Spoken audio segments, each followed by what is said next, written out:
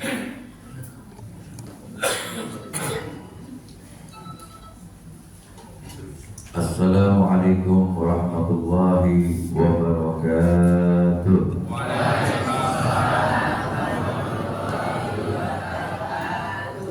Bismillahirrahmanirrahim. Alhamdulillahirabbil alamin. Wassalatu wassalamu ala Rasulillah Muhammad bin Abdillah wa ala alihi wa sahbihi wa man walah. Subhanaka la ilma lana illa ma 'allamtana innaka antal alimul hakim. Rabbi shrah li sadri wa yassir li amri wa hlul 'uqdatam min lisani yafqahu qawli. Amin amin amma ba'du. Alhamdulillahi rabbil alamin. Syukur kepada Allah Subhanahu wa taala yang masih memberikan kepada kita banyak kenikmatan-kenikmatan, baik yang bisa kita ketahui maupun lebih banyak yang tidak kita ketahui. Karena begitu banyak nikmat-nikmat Allah Subhanahu wa taala sampai dikatakan wa in ta'uddu ni'matallahi la tuhsuha. Di dalam firman Allah Subhanahu wa taala dikatakan, jika kamu mau menghitung-hitung nikmat Allah maka kamu tidak akan mampu.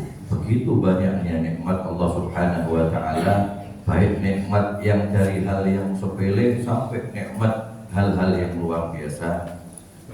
Hal yang sepele salah satunya adalah kita bisa hakjing. Apa nek bahasa ini apa hakjing? Hakjing wahid. Wahid. Kalau bahasa Jerman bersin. Nggih sami nggih. Nikmat, kalau manusia itu namanya dikasih bersin, itu ternyata menjadi satu nikmat apa sehatnya badan kita. Bahkan nek sing ekstrim ngomong awake dhewe nek iso ngentut ya alhamdulillah. 3 dina orang ngentut ning rumah sakit 3 juta regane. Dan iso kalau kita bangun tidur pagi menemukan istri kita kok ngomel-ngomel, maka kita pun bersyukur kepada Allah. Alhamdulillah. Nek bojone awake dhewe orang ngomel-ngomel, tandane bojone awake dhewe lagi lor. Karena memang kodratnya wanita itu biasanya senang dengan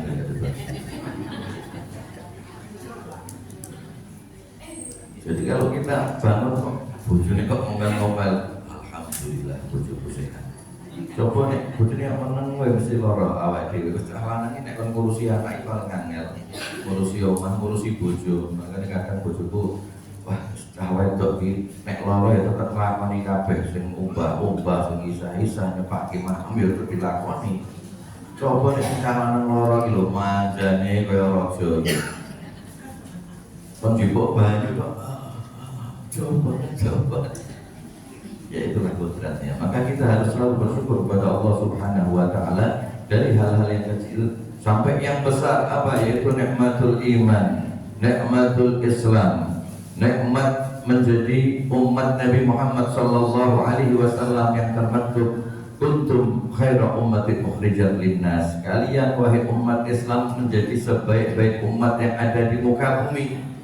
Kita ini menjadi umat yang terbaik karena kita punya Nabi yang terbaik, yaitu baginda Nabi Muhammad sallallahu alaihi wasallam. Maka ditekankan oleh Nabi Muhammad sallallahu alaihi wasallam, antum khairul umam wa ana khairul anbiya.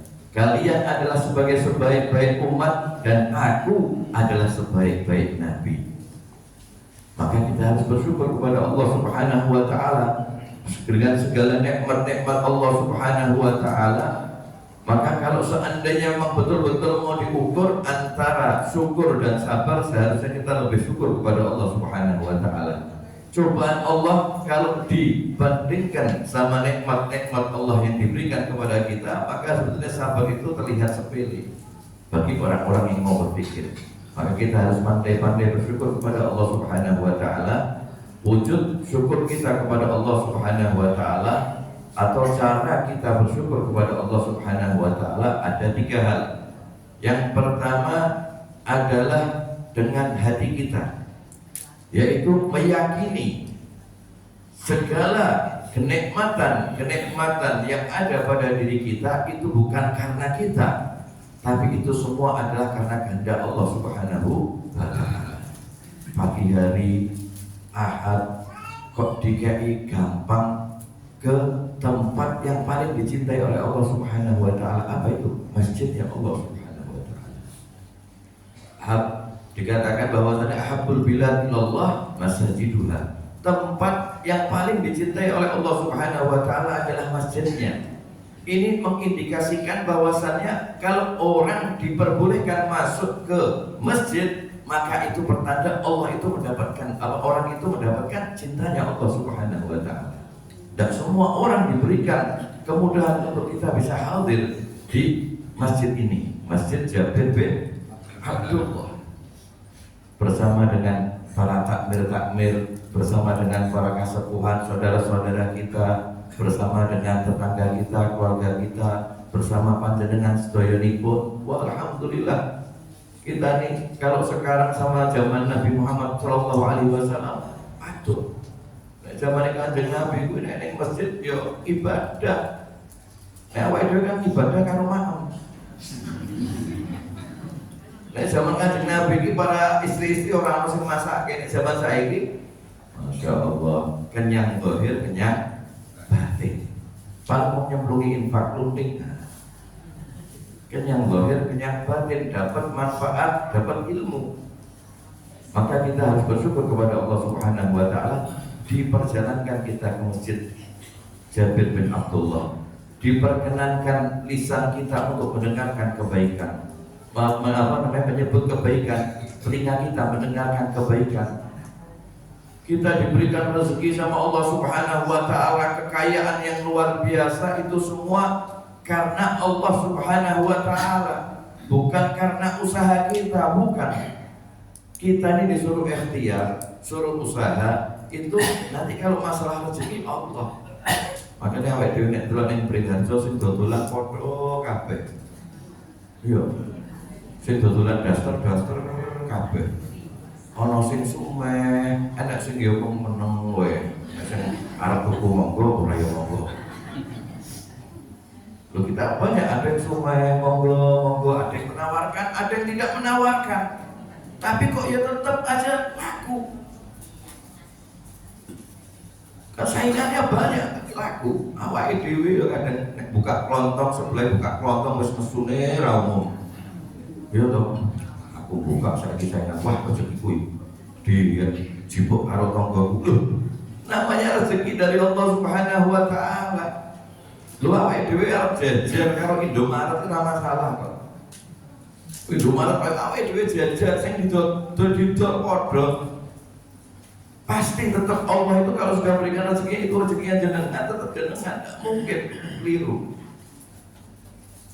Yang menjadikan kita itu semakin jauh dari Allah karena tidak yakin sama Allah Subhanahu wa Ta'ala. Orang yakin, masuk iya, tandanya kita mengandalkan keakuan diri kita sendiri. Wah, kita aku nih jajar Indomaret ini. Nih Indonesia jajar Indomaret malah sempat. Ya. Tapi intinya bahwasanya semua nikmat ini datangnya dari Allah Subhanahu wa Ta'ala. Wa ma bikum min nikmatin fa min Allah, kata Allah. Wa ma bikum min ni'matin, dan segala kenikmatan-kenikmatan yang ada pada dirimu min Allah, dari Allah Subhanahu wa Ta'ala. Maka kita harus yakini itu dari hati. Lalu yang kedua adalah namanya wujud syukur kita adalah dengan kita mengucapkan alhamdulillah. Makanya orang-orang terdahulu itu, guru-guru kita, orang-orang ngomong biasanya ditakoni loro, ditakoni piye kabarmu? Alhamdulillah, dikasih nikmat Allah apa sakit tuh. Kenapa? Karena orang-orang terdahulu meyakini bahwasanya tidak ada satupun penyakit yang bisa masuk ke dalam diriku terkecuali atas izin Allah Subhanahu wa Ta'ala. Dan tidak mungkin penyakit itu bisa keluar dari tubuhku terkecuali atas izin Allah Subhanahu wa Ta'ala. Bahkan dikatakan yang namanya kita dikasih sakit sama Allah Subhanahu wa Ta'ala itu pertanda Allah sayang sama kita. Karena ada dosa-dosa yang tidak bisa dihapus sama Allah Subhanahu wa Ta'ala terkecuali dengan sakitnya kita. awake dhewe sedekah, awake dhewe sholat, awake dhewe maca Quran. Tapi ada dosa-dosa yang memang tidak bisa dihapus terkecuali kita harus merasakan sakit. Maka diberikan sakit itu pertanda Allah sayang. Aku kok tresno kali hambaku iki. Aku kok sayang karo hambaku iki. Tak kei loro. Apa dihapuskan dosa-dosa kita yang tidak bisa dihapus dengan yang lainnya. Maka dikatakan bahwasannya ketika kita sakit, seorang mukmin itu kalau sakit itu akan diambil 4 hal oleh Allah Subhanahu wa taala. Kita ini kalau sakit diambil 4 hal. Allah memerintahkan malaikat ambil 4 hal pada hambaku ini. Apa? Yang pertama adalah kekuatannya. Jadi wong loro kok isih kuat ngangkat 3 ton tapi takut. Nah, loro ora. Jojo kok ngapus ya. Bu, bojomu nek saumpamane ngomong loro, nek kok isih iso kok isih ketoke kuat toh? Jojo iki ngapus ya. Karena namanya orang sakit itu diambil namanya kekuatannya. Yang kedua adalah namanya orang sakit itu diambil rasanya. Jadi kaya zaman biyen corona gitu, ya mangan pedes ya padha wae, mangan asin padha wae. Dikeke kuwi kok ya kok ora asin to Bu, ya kuwi wis tak kei uyah kilo lho kok. Jenenge wong lara. Jadi memang dari zaman dahulu namanya sakit itu rasa itu diambil sama Allah. Dalam artian bukannya terus apa-apa tidak terasa, cuma rasa itu menjadi berkurang. Kesensitifan kita berkurang. Kadang bojone awake dhewe sing tukang kentutan biasanya mambu, iki ora pati om mambu. Ngopo? Karena awake dhewe lara. Jadi namanya rasa itu diambil sama Allah Subhanahu wa taala. Yang ketiga, cahaya wajah kita, cahaya itu diambil sama Allah Subhanahu wa taala oleh malaikat. Dadi nek wong loro ya pucet, ya wong loro jenenge. Wong loro kok kemerampo, kemerampo iki ngapusi. Mesti pucet kon maem yo. Rasane kok hambar. Ngangkat sendok kadang nek sing bojone sing lanang biasane ora kuat aku. Ngangkat sendok ora kuat biasane. Jadi yang ketiga adalah cahaya wajahnya. Yang keempat itu adalah dosa-dosanya juga diambil atau diangkat sama Allah Subhanahu wa taala. Lalu ketika seorang hamba tersebut kembali sehat, maka Allah memerintahkan para malaikat kembalikan apa yang telah kamu ambil. Apa yang dikembalikan? Allah memerintahkan kembalikan kekuatannya, kembalikan rasanya, kembalikan cahaya daripada wajah orang tersebut, hamba tersebut, tapi jangan kau kembalikan dosa-dosanya. Dalam artian apa? Dihapus sama Allah Subhanahu wa taala dosa-dosa kita. Ini ya terus ya Allah aku jaluk loro ya Allah. Dalam artian bahwasannya ketika kita sakit, orang-orang terdahulu selalu mengedepankan rasa syukur, bukan rasa bersulo. Rasa syukur alhamdulillah dikasih nikmat sama Allah. Apa? Sakit flu. Maka Nabi Muhammad SAW berkata, dan tidaklah umatku tercucuk duri saja diampuni dosa-dosanya oleh Allah Subhanahu wa taala. Dosa apa? Dosa kecil atau dosa besar? Tidak dijelaskan di situ. Dosa kecil atau dosa besar, maka kita harus nurut sama Allah. Sudah, terserah Allah mau menghapus dosa kecil kita atau dosa besar kita. Kira-kira Allah mampu tidak menghapus dosa kita? Ya mampu Allah memang yang ini. Itu sudah Allah, kehendak Allah. Ya ini apa? Bocah ini apa? Rasa syukurnya sidik, dosa-dosa cilik ewes dihapus. Orang ini tak kayak lorong ini kok bersyukur, tak tambahin lorong ini kok tambah bersyukur, hapus semua dosa-dosa besarnya. Wes entek dosa-dosa ini masih dikasih sakit sama Allah, kok yo tambah bersyukur. Malaikat catat setiap detiknya. Dia sebagai orang-orang yang pandai bersyukur kepada aku, maka catat pahala bagi dirinya. Sallallahu alaihi Nabi Muhammad. Maka yang kedua, wujud syukur kita adalah setelah tadi yang pertama dengan hati, yang kedua dengan lisan, yaitu kita mengucap alhamdulillahirabbil alamin. Maka yang ketiga adalah dengan seluruh tubuh kita itu dengan melaksanakan perintah-perintah Allah Subhanahu wa taala. Itu adalah wujud syukur. Seperti kita sholat itu bukan sekedar menggugurkan perintah Allah Subhanahu wa taala, tapi dengan kita sholat kita itu wujud syukur kita kepada Allah Subhanahu wa taala. Kita berpuasa bukan sekedar menggugurkan perintah kita, perintah dari Allah Subhanahu wa taala, tapi juga wujud syukur kepada Allah Subhanahu wa taala. Kita bersedekah bukan sekedar karena mengikuti perintah untuk bersedekah, tapi juga wujud syukur kita kepada Allah Subhanahu wa taala. Kita menggerakkan langkah kaki kita untuk menuju ke masjid, untuk mendapatkan manfaat, mendapatkan ilmu seperti yang kita lakukan pada pagi hari ini, bukan sekedar untuk mendapatkan ilmu, bukan sekedar untuk mendapatkan pahala, tapi sebagai wujud syukur kepada Allah Subhanahu wa taala, dikasih nikmat sehat, dikasih nikmat muda, dikasih nikmat sempat. Berapa banyak orang-orang yang kelihatannya banyak waktu luangnya, tapi mereka tidak diberikan hidayah untuk mengaji, untuk duduk di masjid bersama, untuk iktikaf, untuk bersedekah. Berapa banyak orang-orang yang kaya tapi tidak diberikan hidayah untuk bersyukur kepada Allah, sehingga dia tidak mampu untuk namanya bersedekah.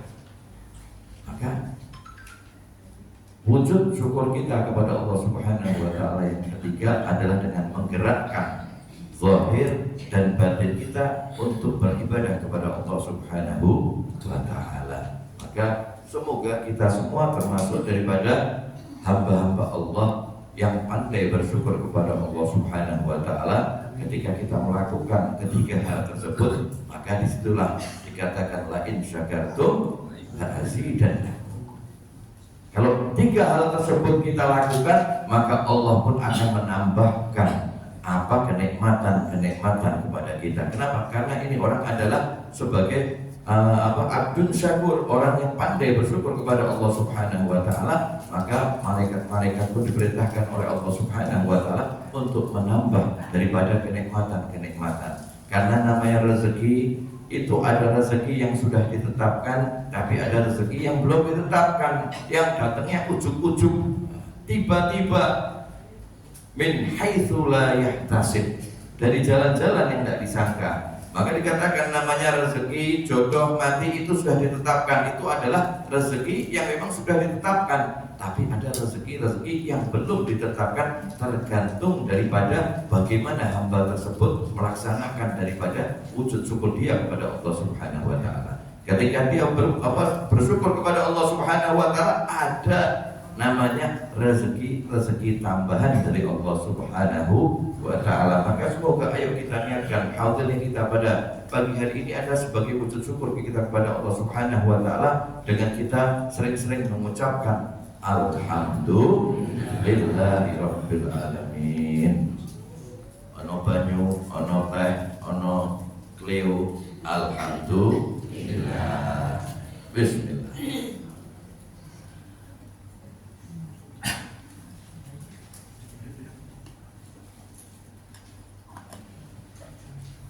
Alhamdulillah, masjid itu adalah sebagai salah satu benteng kehidupan kita, apalagi pada akhir zaman ini.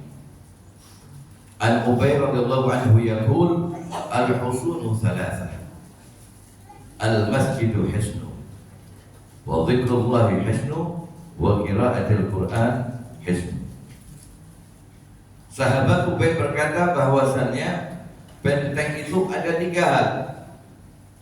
Masjid itu adalah benteng, zikir kepada Allah itu adalah benteng, dan membaca Al-Quranul Karim itu adalah benteng. Benteng itu apa maksudnya? Benteng itu maksudnya adalah pengaman. Dari apa? Dari gangguan-gangguan, baik gangguan zahir maupun gangguan batin.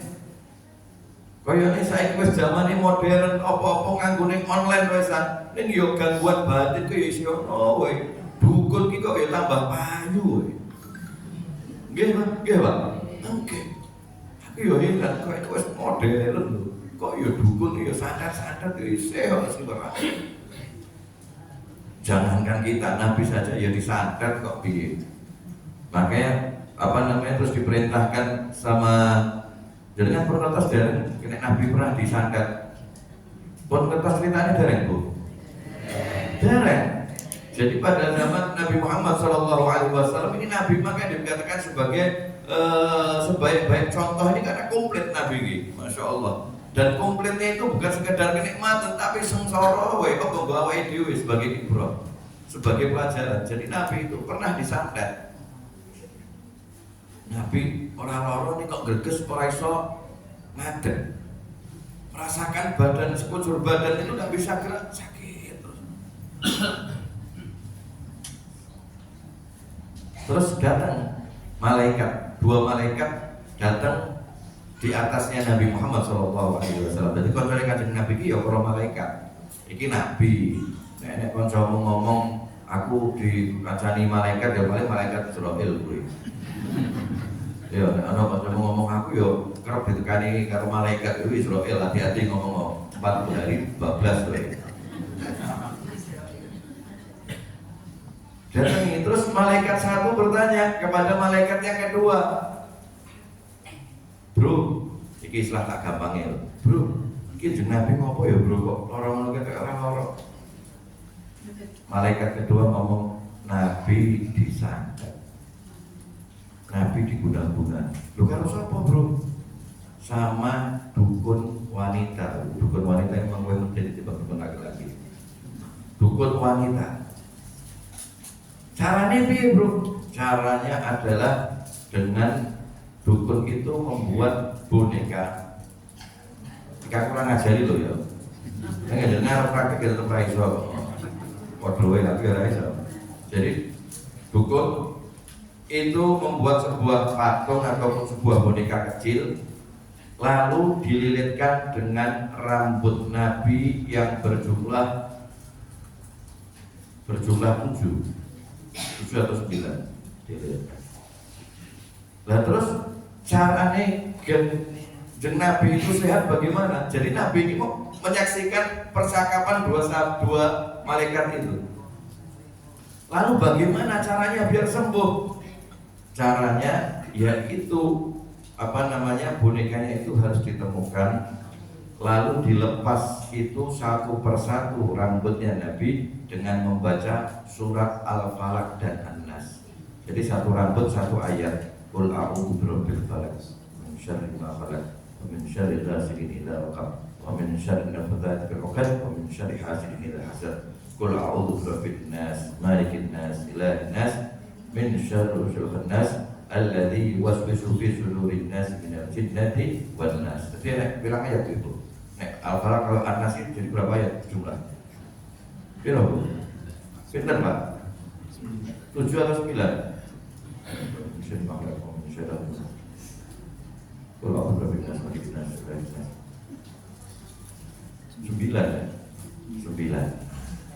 seperti itu. Oh, Nabi ngerti dari caranya. Lah terus ini ngerti bonekanya ada di sebuah pohon besar di daerah pinggiran kota. Maka panggil sahabat Nabi, sahabatku belum apa nenggon aku yang waktu gede.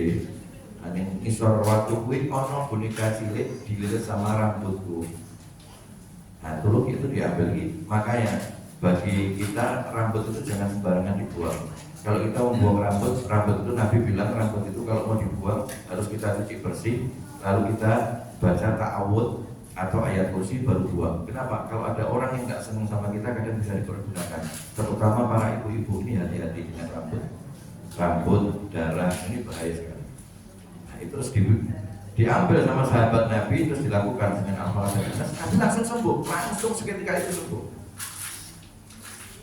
Nah, jadi kita perlu namanya benteng, apalagi pada zaman ini, baik benteng zahir maupun benteng batin. Benteng zahir itu apa? Benteng zahir banyak sekali anak-anak kita.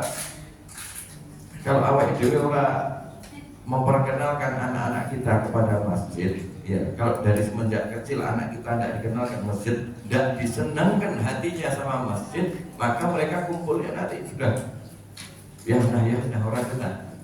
Nek wis gede arep ning masjid mengko mesti alasane izin nek acara ning masjid pengajian setiap Ahad pagi napa Anak lain nek kon ning masjid, wah kok rasane masjid kok acara iki iso ning omah apa. Oke, wah ora penak. Kenapa? Karena semenjak kecil tidak dicintakan sama masjid. Jadi ketika besar mau ke masjid ini rasanya wabut banget mangkat ke masjid itu waduh. Kaya kok piye ngono lho kok kaya mati pedine ke masjid pedi. Aku nek ke masjid mati.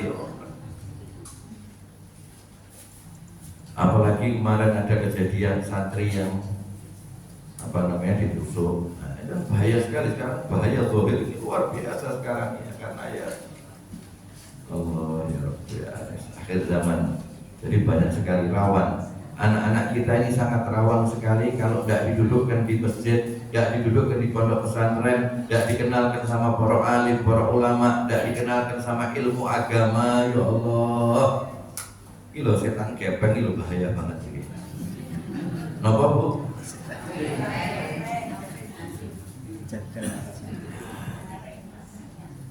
Game online, judi online, pinjaman online, nanti datang juga namanya istri online. Loh, istri kok bisa disewa nggo dino tok, sedino tok, ya online. Ini bahaya sekali anak kalau sudah kecanduan handphone ini wah. Apalagi kalau sudah game itu apa namanya itu menunggu ya Allah, kita tuh kesian kalau melihat anak-anak itu sampai kenalnya sama karakter-karakter di game itu, mengenalnya luar biasa daripada mengenal Nabi Muhammad SAW. Karakternya sampai luar biasa daripada agamanya sendiri.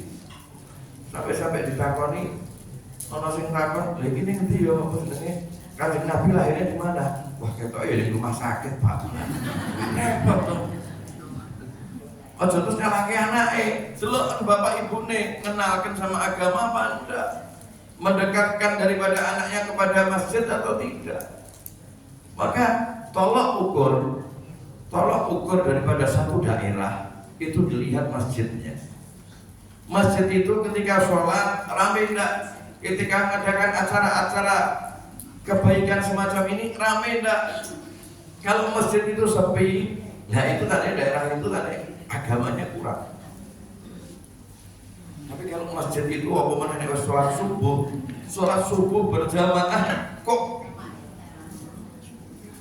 sampai belakang, softnya sampai belakang penuh, wah itu tandanya kemakmuran ada di daerah tersebut. Tolak ukurnya adalah masjid satu daerah. Bagaimana keagamaan itu ada di suatu daerah, jenengan tidak usah bingung. Daerah itu makmur napa mboten, daerah itu antar tetangga itu baik atau tidak. Delok ning masjid iki nek pas salat. Delok nek pas ana pengajian ning masjid iki piye? Regeng rame napa mboten? Kok ngadake pengajian kok ning masjid saiki lah. Masjid iki lah mewah-mewah ya. Maksudnya mewah ini, maksudnya apa itu loh? Karena ini ya mewah masuknya mepet sawah. Kalau sekarang masjid mewah-mewah, tak delok sing adzan ya wong kuwi, sing dadi imam ya kuwi, sing dadi makmum ya kuwi, marbot ya kuwi, sing gawa kunci ya kuwi. Padha wae nek ngono kuwi.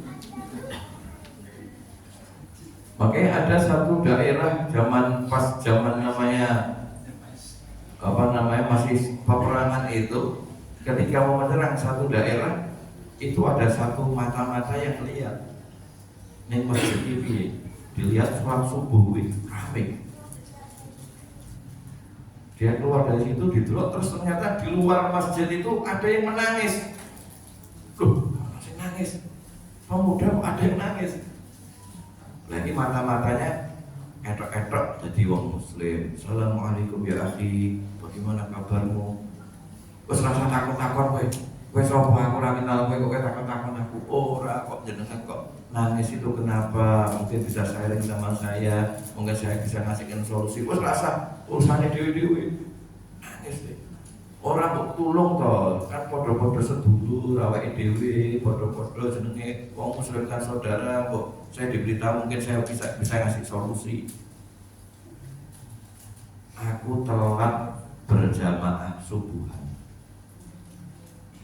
Terus ya wis kuwi, aku pada pagi hari ini terlambat ikut berjamaah sholat subuh. Saya sampai masjid, imam assalamualaikum warahmatullah, assalamualaikum warahmatullah. Terus saya pun nangis. Jenengan nangis gara-gara ketinggalan sholat subuh berjamaah di masjid. Lalu pura-pura ditenangkan. Setelah itu mata-mata lapor sama komandan dan lapor apa? Oh coba serang saiki apa wis to apa awake dhewe mati kabeh. Apa? Lah ketinggalan sholat subuh nangis ora umum kok. Kalau sudah seperti itu, kalau mereka kita perangi, mereka carinya adalah syahid. Mereka carinya bukan menang, tapi carinya adalah mati di jalan Allah. Oh coba serang saiki awake dhewe bakal kalah. Terus bagaimana caranya? Maka caranya adalah dengan kita kenalkan dunia. Kita racuni para pemuda-pemuda itu agar tak kenal sama namanya agama. Maka dilancarkanlah serangan-serangan secara batiniah istilahnya. Apa? Dengan majalah-majalah porno, dengan konten-konten porno, dengan konten-konten cinta-cintaan. Setahun, 2 tahun, 10 tahun, 15 tahun, 20 tahun. Sang mata-mata suruh kembali lagi. Coba cek sekarang kira-kira bagaimana keadaan di sana. Pada waktu yang memang subuhan, karena memang didelok subuh ini memang saat momen-momen yang pas. Didelok subuhan, ketika mau sampai ke masjid, belum sampai ke masjid ini, di situ ada yang nangis. Seorang pemuda ada yang nangis. Waduh, jadi mata, saya masih nangis sih. Takut. Assalamualaikum ya akhi. Waalaikumsalam. Jangan nangis ngomong, wes rasa tangan ora bener. Tapi kata apa? Kemarin aku dibapedot karo pacarku. Kamu nangis karena itu? Oh, aku dipedot wis donya kutek nadane wis aku wis ora kepengin urip. Langsung tersenyum lebar mata-mata tersebut, melaporkan pada komandannya, dan sekarang kita serang mereka habis mereka. Inilah yang terjadi pada zaman sekarang. Karena negara kita Indonesia adalah negara yang sangat makmur dengan agama. Negara yang mana umat ini masih percaya dengan ulamanya. Umat ini masih godeli sama ulamanya. Yang mana masyarakat ataupun rakyat Indonesia masih kuat landasan agamanya, sehingga untuk menghancurkan negara kita ini tidak bisa. Maka diperlukan siasah, perlu strategi khusus. Salah satunya adalah divide et impera. Apa? Divide et impera itu apa? Adu domba antara satu ulama dengan ulama, antara satu umat dengan umat, sehingga umat ini sudah tidak percaya sama ulama, sehingga umat ini berani menghina ulama. Terjadi nomor saat ini. Terjadi. Umat satu sama lain sudah saling gontok-gontokan, saling benar-benaran. Luar biasa. Dipecahkan. Yang kedua apa? Racuni pemuda-pemuda tersebut dengan hal-hal duniawi. Kira-kira sudah terjadi apa buat nanti?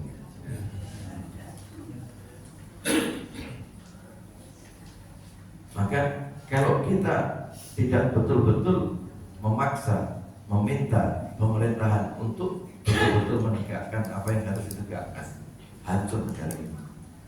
Anak-anak kita hancur, masa depan kita hancur. Kalau sudah dunia yang menjadi landasan daripada negara ini tanpa ada landasan agama dari masing-masing rakyatnya, ya sudah seperti negara-negara lainnya, satu sama lain saling sikut menyikutnya luar biasa. Maka sekarang peredaran-peredaran yang legal miras kok diperbolehkan, kan ini dan masuk akal. Kalau orang-orang dahulu, para pejuang-pejuang kita tahu terus bagaimana pahlawan-pahlawan kita ini menangis mereka. Loh, ini bukan Islami sama sekali. Wong ora dilegalkan, tidak diresmikan saja sudah seperti ini keadaannya. Kenapa diresmikan loh? Maka kita betul-betul memaksa dan kita mengapresiasi saudara-saudara kita yang mau bergerak untuk memaksa pemerintahan agar mencabut daripada hal tersebut. Kok miras kok diperbolehkan? Terus yang kedua kemarin itu pembagian secara gratis kondom ke SMA.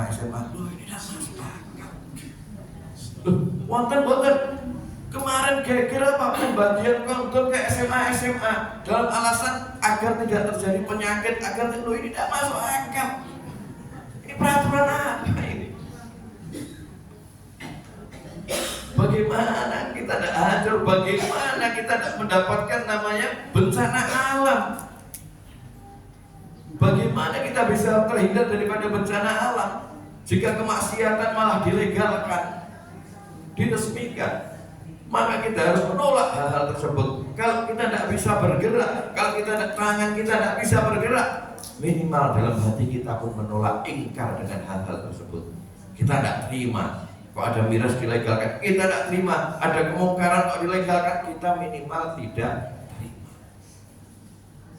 Maka kita berharap kepada Allah melewati majlis-majlis, melewati masjid-masjid, melewati perkumpulan-perkumpulan, kita selalu berdoa kepada Allah Subhanahu wa Ta'ala agar pemerintahan kita semakin baik, memperhatikan umat Nabi Muhammad SAW. Dan semoga Allah Subhanahu wa Ta'ala selalu melindungi daripada negara Indonesia dari bencana alam, musibah-musibah yang besar. Amin. Besar. Jadi benteng yang pertama adalah masjid. Benteng yang kedua adalah zikir kepada Allah. Zikrullah. Ini ada dulu zamannya Nabi itu ahli ashabul kufah, tidak salah namanya. Itu sing istilahnya fuqara wal masakin, wong sing kere. Kuwi laporan karo Kanjeng Nabi awake dhewe piye ngumpuli daripada wong sing sugih. Mereka bisa bersedekah, mereka bisa melakukan ini, melakukan itu. Awake dhewe kalah no. Piye gen awake dhewe iso mengungguli mereka, bisa istilahnya mengejar mereka. Maka Nabi pun berkata, "Reslasah bingung, tak kei Allah. Bacalah subhanallah 33 kali, alhamdulillah 33 kali, Allahu Akbar 33 kali setiap habis sholat." Itu akan mengungguli, pahalanya mengungguli orang-orang yang haji, mengungguli daripada orang-orang yang bersedekah satu gunung. Itu lakukan. Ini dari Nabi Muhammad. Maka ketika itu di masjid, sing biasanya berapung sholat bubar, paling mau zikir sedikit terus bubar. Lah ini sing wong kere-kere iki ora mereka maca. Lah sing sugih-sugih itu lho. Lah iki opo sing diwaca kok aneh? Kok beda karo aku, biasanya orang ini lho. Kok saiki kok ngene? Sesuk meneh didelok kok ngono meneh. Maka mereka terus duduk di sampingnya mereka, ngrungokke. Macaku ternyata baca Subhanallah 33, Alhamdulillah 33, Allahu Akbar 33. Maka besoknya wong sugih yo melu lungguh maca Subhanallah, Alhamdulillah, Allahu Akbar. Jadi sing fakir, miskin tetep kalah karo wong sugih. Nek kuwi wong zamane Kanjeng Nabi Muhammad sallallahu alaihi wasallam yang selalu kepengin dapat derajat di sisi Allah Subhanahu wa Ta'ala. Nek saiki wong sugih saiki yo bubuan gelem lungguh kuwi. Cuma dikatakan kalau orang fuqara wal masakin memang diperbanyak namanya beribadah kepada Allah Subhanahu wa Ta'ala. Terus apa? Dengan tenaganya, dengan pikirannya mereka bersedekah itu bisa. Nek wong sugih ora entuk mung donga, mung dengan cara apa senyum, terus dengan cara tenaga. Ora nek wong sugih kudu ngetokke dite. Kudu ngetokke dite. Nah, umat Islam ini butuh, namanya perjuangan itu butuh tenaga, butuh biaya yang besar. Maka yang kedua adalah zikir, dan zikir yang terbaik adalah zikir yang ada di dalam Al-Quran. Lalu yang kedua zikirnya adalah yang datangnya dari Nabi Muhammad, dan yang ketiga adalah zikir yang datangnya dari sahabat-sahabat Nabi Muhammad SAW ataupun dari para alim, para ulama. Nabi banyak mengajarkan zikir-zikir yang luar biasa. Yang salah satunya dikatakan, barang siapa yang membaca surat Al-Waqiah setiap malam, maka dia tidak akan tercatat sebagai orang-orang yang fakir. Maka sahabat-sahabat setiap malam itu tidak pernah meninggalkan surat Al-Waqiah. Maka mereka tidak fakir. Minimal mereka tidak fakir, hatinya tidak fakir, merasa kaya terus di sisi Allah Subhanahu wa Ta'ala. Zikrullah, berzikir itu adalah benteng. Kalau hati kita terus berzikir kepada Allah Subhanahu wa Ta'ala, yakin nek sing arep gendam jenengan tidak mungkin bisa. Orang itu mudah digendam, apa sebenarnya gendamnya apa? Iya betul ya. Hipnotis. Nah, hipnotis itu bisa dihipnotis kenapa? Karena hati yang kosong, lupa sama Allah Subhanahu wa Ta'ala. Tapi kalau selalu ingat sama Allah Subhanahu wa Ta'ala, baca ya Allah, ya Allah, ya Allah, atau la ilaha illallah, la ilaha illallah, ataupun zikir apapun. Kita mau masak, kita mau perjalanan, kalau zikir terus itu ketika ada orang mau gendam, tidak mungkin mampu. Bahkan orang yang ahli gendam bakal tahu orang ini kosong atau isi, itu tahu sebelum dia gendam, tahu ketika dekat. Iki wong ra iso. Kenapa dilindungi? Sampai dilindungi Allah Subhanahu wa Ta'ala. Kenapa? Karena berkat zikirnya dia kepada Allah Subhanahu wa Ta'ala. Yang namanya zikir itu baik zikir secara secara bahasa maupun secara maknawi. Zikir itu mengingat Allah. Salah satunya dengan kita mengingat alam, melihat keindahan-keindahan kita, itu juga berzikir kepada Allah, bisa dijadikan sebagai sarana juga. Dan yang ketiga adalah membaca Al-Quranul Karim, ini juga sebagai benteng. Maka jangan sampai rumah kita itu sepi daripada Al-Quranul Karim. Jangan sampai rumah kita itu tidak pernah didengarkan Al-Quranul Karim. Dikatakan oleh Nabi Muhammad SAW, barang siapa yang membaca 10 ayat Al-Quran dalam satu hari, maka dia tidak termasuk daripada hamba-hamba yang lalai. Dalam artian, kalau dalam satu hari kita tidak baca minimal 10 ayat Al-Quran, maka dia termasuk daripada orang-orang yang lalai. Lalai kepada Allah Subhanahu wa Ta'ala. Kalau sudah lalai kepada Allah, Allah pun akan lalai kepada dirinya. Maka sering-seringlah kita membaca Al-Quranul Karim. Beb, aku si alif batak waconan. Orang apa? Alif batak waconan. Seumpama ada, dengarkan dipakai apa biasanya ibu-ibu senangannya ngaku handphone ini. A'udzu billahi minasyaitonir rajim. Kadang kamu rumah ibu enak suara ibu-ibu lah ngerti ini handphone, tak pikir ibu sing maca. Al-Quranul Karim ini adalah sifat dan juga menjadi benteng. Kalau rumah itu Al-Quran, karena setiap hurufnya di dalam Al-Quran itu adalah cahaya, penerang yang pahalanya luar biasa. Jangan sampai hati kita dalam satu hari itu, kehidupan kita ini tidak baca Al-Quranul Karim. Minimal 10 ayat, walaupun di dalam hadis Nabi yang lainnya 100 ayat. Ini keabotan dengan 100 ayat apa ya? Minimal 10 ayat, jangan sampai kita tidak baca Al-Quranul Karim sama sekali. Nah, inilah 3 benteng ini adalah yang bisa menjadikan keamanan bagi diri kita, diliputi benteng dari Allah Subhanahu wa Ta'ala. Maka semoga Allah Subhanahu wa Ta'ala membentengi kehidupan kita, membentengi keluarga kita, membentengi orang tua kita, guru-guru kita, membentengi anak-anak kita dari pemahaman-pemahaman yang jauh dari Nabi Muhammad SAW, membentengi kehidupan kita dari segala macam mara bahaya, baik bahaya zahir, bahaya batin. Dan semoga dengan adanya masjid-masjid yang makmur akan agama menjadi benteng untuk daerah tersebut, terlindungi dari segala macam musibah, mara bahaya dan bencana dari Allah Subhanahu wa Ta'ala. Dan insyaallah duduk kita dari awal hingga akhir dinilai ibadah oleh Allah Subhanahu wa Ta'ala dan dilipat gandakan pahalanya oleh Allah Subhanahu wa Ta'ala. Yang sakit di antara kita diberikan kesembuhan oleh Allah Subhanahu wa Ta'ala, yang sempit di antara kita diberikan keluasan oleh Allah Subhanahu Subhanahu wa taala, yang mempunyai permasalahan kehidupan diberikan jalan keluar oleh Allah Subhanahu wa taala, yang rezekinya seret insyaallah diberikan jalan-jalan keluar oleh Allah Subhanahu wa taala. Apapun hajat-hajat kita, hajat dunia, hajat akhirat, dikabulkan sebaik-baiknya oleh Allah Subhanahu wa taala. Dan semoga Allah tetapkan iman Islam dalam hati kita, menambahkan iman Islam dalam hati kita, menambahkan ilmu pemahaman tentang agama Islam, menambahkan ilmu pemahaman tentang Allah, tentang Rasulullah Shallallahu Alaihi Wasallam, dan sebagaimana Allah kumpulkan kita di tempat yang paling dicintai oleh Allah Subhanahu Wa Taala, maka kelak setelah umur yang panjang kita pun mati dalam keadaan cinta kepada Allah Subhanahu Wa Taala, dan tiada lain tempat kita kelak adalah surganya Allah Subhanahu Wa Taala.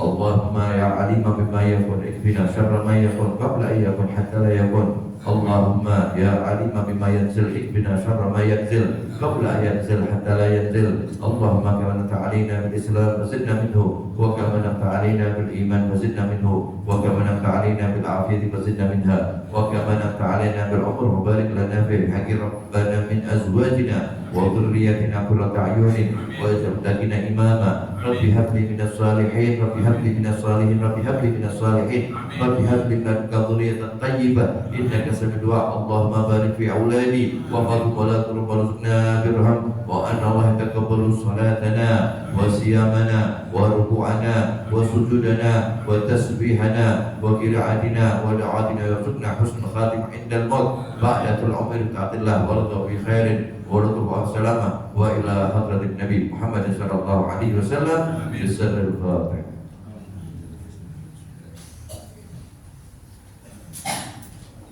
Amin ya rabbal alamin. Banyak salah, banyak kurang, mohon maaf besarnya. Allahumma barik. Wassalamualaikum warahmatullahi wabarakatuh. Waalaikumsalam.